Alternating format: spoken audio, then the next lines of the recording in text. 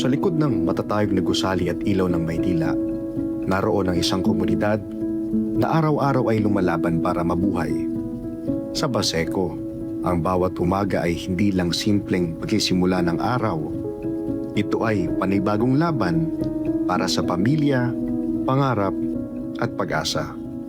Kilalanin natin ang buhay ng ilaw ng tahanan na tahimik na bumubuo sa tibay ng kanilang komunidad.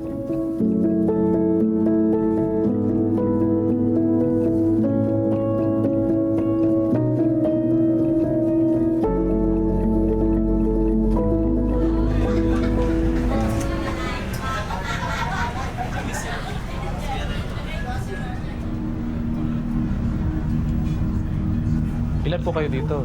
Bali, 4 yung anak ko, tapos kaming dalawang mag-asawa. So, Anim anim. po, opo. Anim. Alala nyo naman yung mga anak. Ito po Ilang yung, taon na? ito po Bunso mo? yung bunso. Bunso nyo. Ito po yung bunso ko. Ang cute, ah. Ayan. Ito yung magwawan ngayong May. May. Oo. Tapos ito yung sumunod na mag-aaral din po siya, 3 years old po.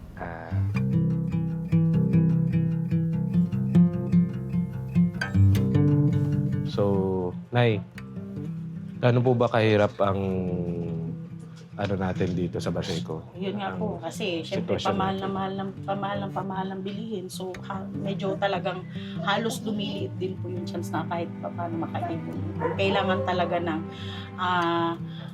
may sustain na income bukod dun sa inaasahan namin na pasok ng sahod sa asawa ko. Saka ito pong project natin ngayon, magdo-donate po tayo ng sewing machine. No? Yun. Doon po sa may center, pwede nyo po gamitin yun.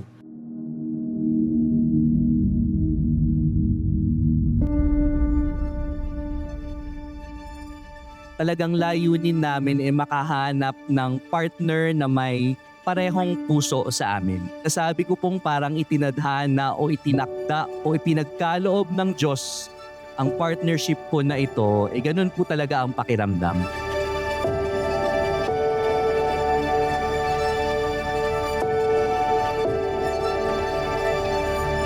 Isa sa mga gusto po namin mangyari as part ng community development ay makapag-offer po ng skill set sa inyo, karagdagang kaalaman na pwede po nating magamit eventually.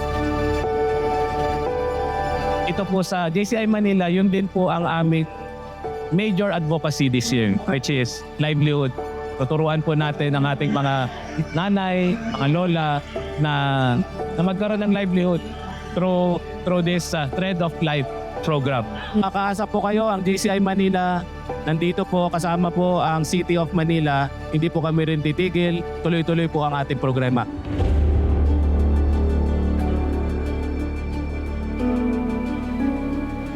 Nay, itong programa talaga para sa inyo. So, seryosohin nyo. Matuto talaga ng skill.